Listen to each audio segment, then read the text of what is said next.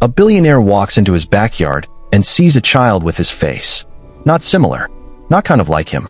Identical. Same eyes. Same smile. Same everything. And that child is being held by a woman he never expected to see again. A woman from a life he thought he'd buried forever. Here's what makes this crazy. He didn't even know his wife had hired a new maid. He'd been traveling for weeks, and when he came home early that day, there she was. Someone from his past, standing in his present, holding a secret he never saw coming. Now listen, what happens next in that house will shake you. Because this isn't just about a hidden child. This is about 3 people living under one roof, and every single one of them is hiding something. The billionaire has a past he never told his wife about. His wife is carrying a secret that could end their marriage. And the maid? She's been silent for years, protecting a truth that's about to change everything. When these secrets collide, nothing will ever be the same. Before I tell you how this all falls apart, I want to say something to you. Whoever you are, wherever you're watching this from, I pray that you find the courage to face whatever truth you've been running from. I pray that the secrets weighing on your heart find their way into the light, not to destroy you, but to set you free. I pray that you're surrounded by people who love you enough to forgive you and strong enough to walk through the hard things with you. And I pray that this story reminds you that no matter how far you've run, it's never too late to turn around and make things right. Now, if that prayer touched your heart, if you want to see how this story ends, go ahead and hit that subscribe button. Do it right now. And drop a comment below. Tell me where you're watching from. New York, Texas, California, Atlanta, Miami. Let me know you're here with me. Here's the question we're all asking. Can you ever really escape your past? Or does it always find you? Let's find out what happened when Claude walked into that garden and realized his whole life was about to unravel. Claude's flight landed 2 hours early. He didn't call ahead. He wanted to surprise Beverly, maybe take her to dinner, do something spontaneous for once. His driver dropped him off at the villa, and the house was quiet. Too quiet. Beverly's car wasn't in the driveway. Probably at one of her charity events, he thought. He walked through the marble foyer, loosening his tie. The California sun poured through the floor-to-ceiling windows, warming the expensive furniture that suddenly felt cold. Then he heard it. A child's laughter. High-pitched, carefree, coming from the backyard. Frowned. They didn't have kids. Beverly's friends didn't bring their children over. He moved toward the French doors leading to the garden, his curiosity pulling him forward. And that's when he saw them. His new maid, Hilda, was kneeling on the grass. A little boy, maybe 2 or 3 years old, was stacking colorful blocks beside her. The child knocked the tower down and squealed with delight. Hilda laughed, a sound so warm and genuine it made Ed pause.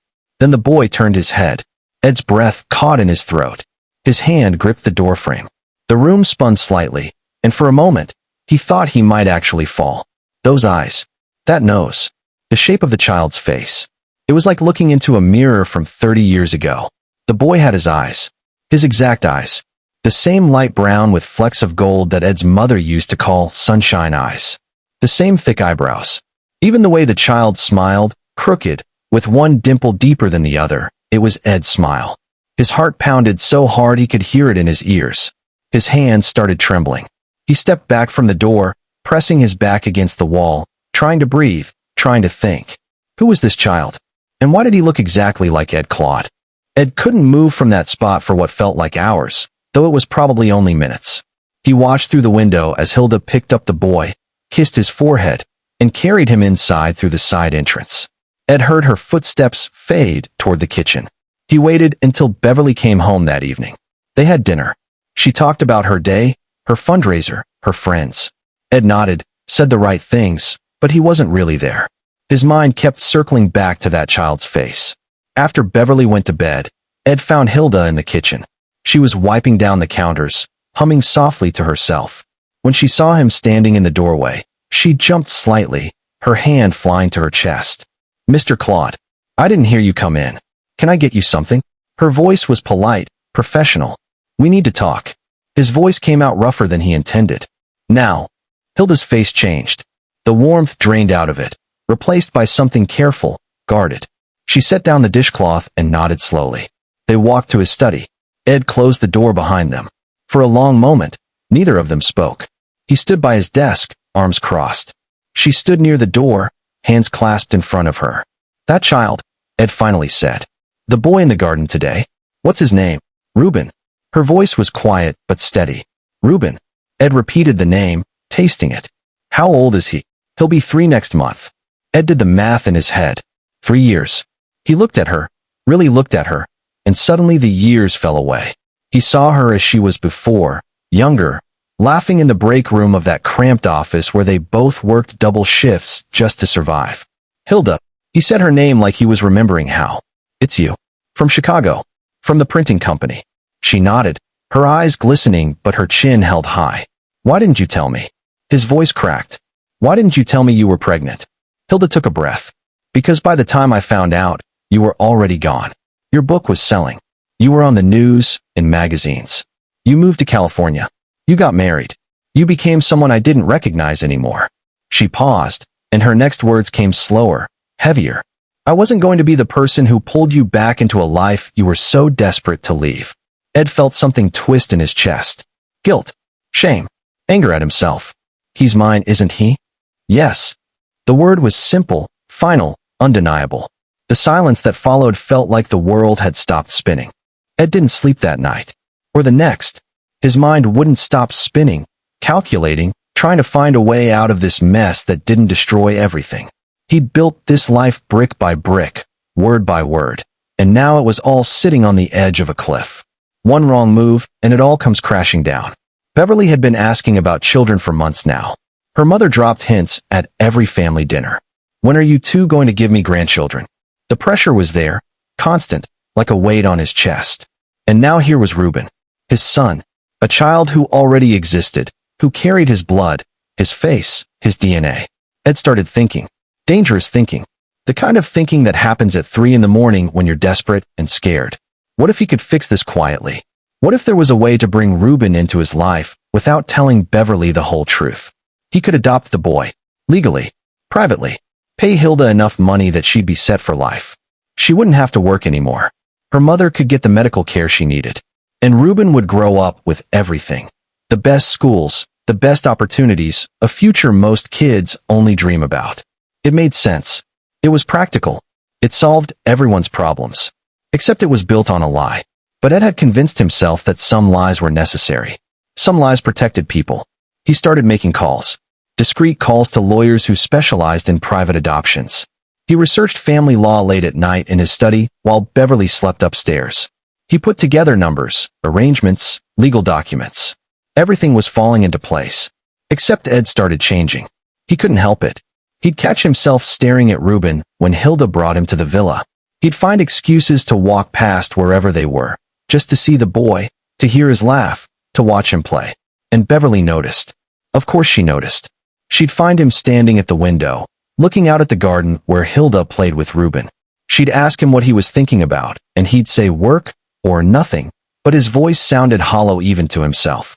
One evening, Beverly came into his study and saw adoption law books on his desk. Ed, are you researching adoption? Her voice was hopeful, excited. His heart jumped. I've been thinking about it. If we can't have children naturally, maybe this is the path we're supposed to take. Beverly's face lit up. She threw her arms around him. I've been wanting to talk about this for so long. I just didn't know how you'd feel about it. Ed held her, but over her shoulder, his eyes were distant, troubled. Because he knew what he was planning wasn't adoption. It was control. It was manipulation. And deep down, he knew it was wrong. 2 weeks later, Ed made his move. He called Hilda into his study one evening after Beverly had gone to bed. Hilda came in looking tired, her uniform slightly wrinkled from a long day of work. She sat down across from him, her hands folded in her lap, waiting. Ed slid a folder across the desk. Open it. Hilda opened the folder slowly. Inside were legal documents, a cashier's check, and a detailed financial plan. Her eyes scanned the papers, and with each line she read, her expression changed from confusion to disbelief to something that looked like heartbreak. What is this? She whispered. It's a solution, Ed said, leaning forward. A solution that works for everyone. That check is for $200,000. Plus, I'll set up a trust fund that pays you $5,000 a month for the rest of your life. Your mother's medical bills will be covered. You'll never have to work another day if you don't want to. Hilda looked up at him, her eyes filling with tears. And in exchange? In exchange, you let me adopt Reuben. Legally. Quietly. You can visit, of course. We'll arrange that. But he'll live here, with me and Beverly. He'll grow up with everything he needs. The best schools. The best life. Ed's voice was steady, convincing, like he was pitching a business deal. I'm offering him a future, Hilda. A real future. Hilda stared at him for a long moment. Then she stood up, her chair scraping against the floor. You think you can buy my son? Her voice shook. You think money replaces a mother? You think a big house and fancy schools replace love? I'm not trying to replace you, Ed said quickly, standing too. I'm trying to give him opportunities you can't.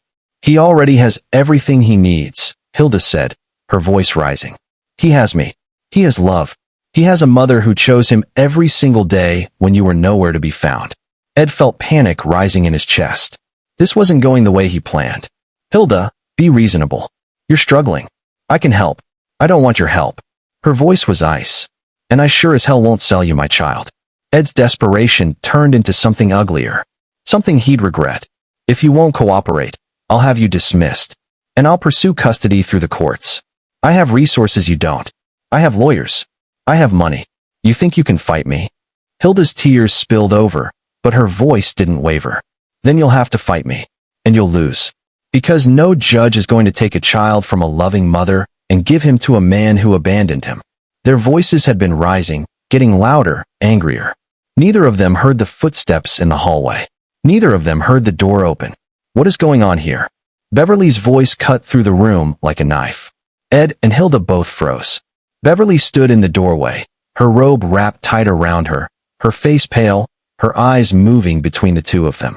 Beverly, Ed started, but his voice died in his throat. What child? Beverly asked quietly. What child are you talking about? Ed felt the floor drop out from under him. Beverly's eyes moved from his face to Hilda's, taking in the tension, the tears on Hilda's cheeks, the way Ed's hands were gripping the desk like he might collapse without it. Beverly, Ed started, but his voice came out as a croak. I asked you a question, Beverly said, her tone sharper now. What is going on in this house? Hilda looked at Ed, waiting, giving him one last chance to speak first. But when he didn't, when he just stood there frozen, she turned to Beverly and said quietly, Reuben is his son. The words hung in the air like smoke after a gunshot. Beverly blinked. Once. Twice. Then she walked fully into the room and closed the door behind her. Say that again. Reuben. My son. He's also Ed's son, Hilda repeated, her voice breaking. From before? Before you two were married. Before he had all of this. Beverly turned to Ed, her face pale. Is that true? Ed couldn't lie anymore. He nodded. Yes. Beverly laughed, but it wasn't a real laugh. It was hollow, bitter. So let me get this straight. You've been living here, with your secret child and his mother under our roof, and you didn't think to tell me. I only just found out myself a few weeks ago, Ed said quickly, when I came home early and saw him in the garden. I didn't know, Beverly. I swear I didn't know. And what were you planning to do? Beverly's voice was shaking now. Were you going to tell me? Or were you going to keep lying? Hilda spoke up. He wanted to adopt Reuben. He wanted me to give him up and disappear so he could raise him with you. Like I never existed. Beverly turned to Ed, and the look on her face was something he'd never seen before. Disgust. Disappointment. Betrayal. You were going to bring a child into this house and lie to me about where he came from? You were going to let me fall in love with him without ever knowing the truth.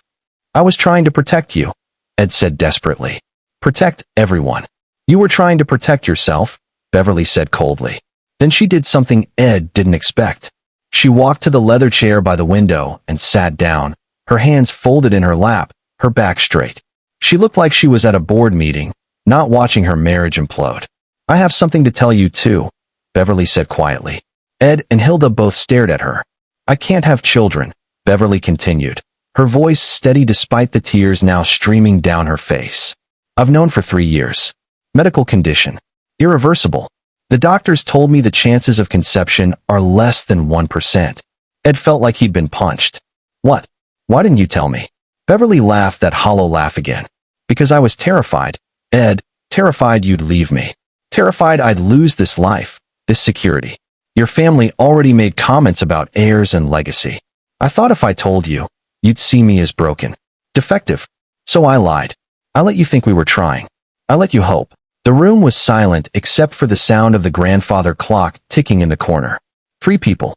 3 secrets. All of them collapsing at once. Beverly stood up slowly. I can't do this anymore, she said. I can't stay in a marriage that was built on lies. Not yours, Ed. And not mine. Beverly, please. Ed reached for her, but she stepped back. Don't. I need to pack. I need to leave. Tonight. Where will you go? Ed's voice cracked. Anywhere that isn't here, Beverly said. She looked at Hilda. I'm sorry for what he tried to do. Your son deserves his mother. Then she walked out of the study, and they heard her footsteps climbing the stairs. Hilda picked up her bag. I'm leaving too. I'll get Ruben, and we'll be gone by morning. Hilda, wait. Ed's voice was desperate now. Just wait. We can figure this out. But Hilda was already at the door. There's nothing to figure out, Ed. You made your choice a long time ago. And then she was gone too. Ed stood alone in his study, surrounded by expensive furniture and awards and photographs of a life that no longer existed.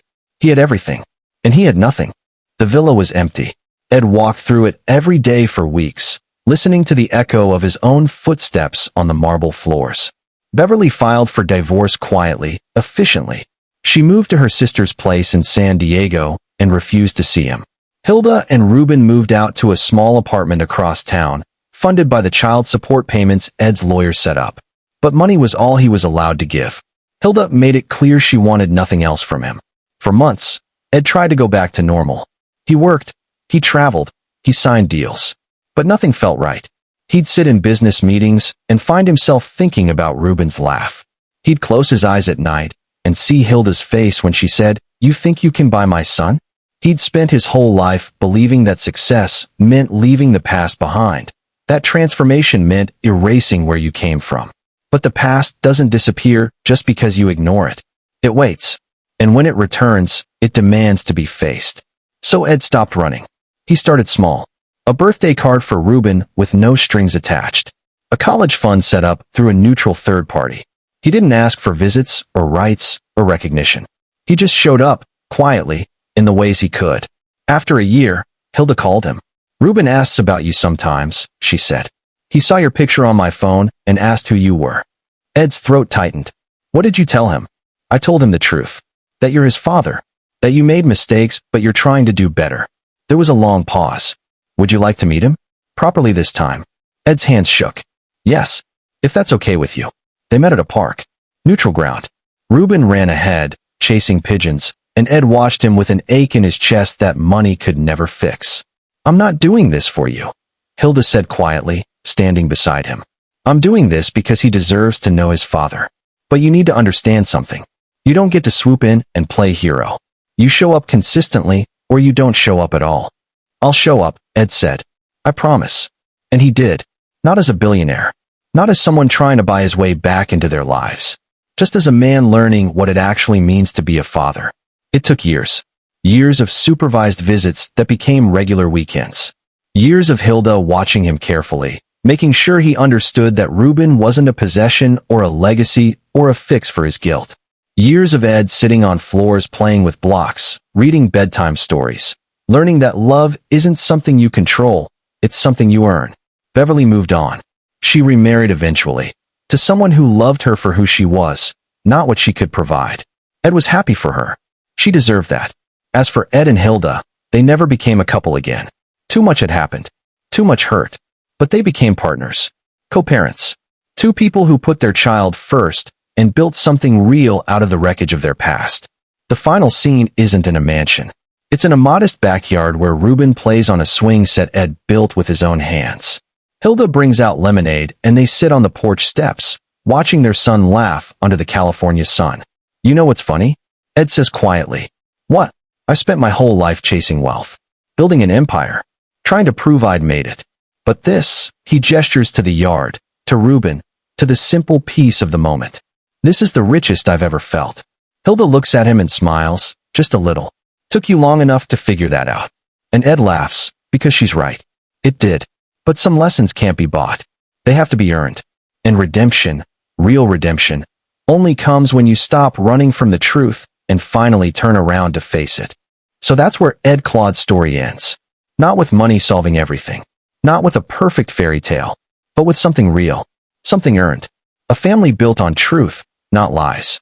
A life built on accountability, not control. And a man who finally learned that the past doesn't destroy you when you face it. It destroys you when you run from it. Now before you go, I want to leave you with this.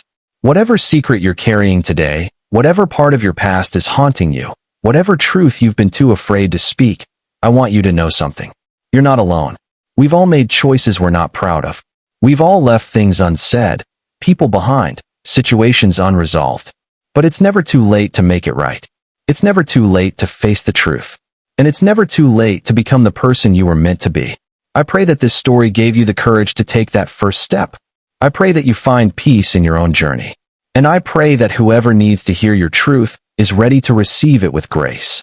If this story touched your heart, if it made you think, if it reminded you of something in your own life, do me a favor. Hit that like button. Share this video with someone who needs to hear it. And if you haven't already, subscribe to this channel because I've got more stories like this one. Stories that will challenge you, inspire you, and remind you what it means to be human. Drop a comment below and tell me what you thought. Did Ed do the right thing? Would you have handled it differently? What would you do if your past showed up at your door? I read every single comment, and I want to hear from you. And hey, if you've got a story you think I should tell, let me know. This channel is for real people dealing with real life. And your story matters. Thank you for being here. Thank you for watching till the end. Thank you for trusting me with your time. I'll see you in the next one. And remember, the truth will set you free, but first, it'll probably scare you to death. Face it anyway. Take care.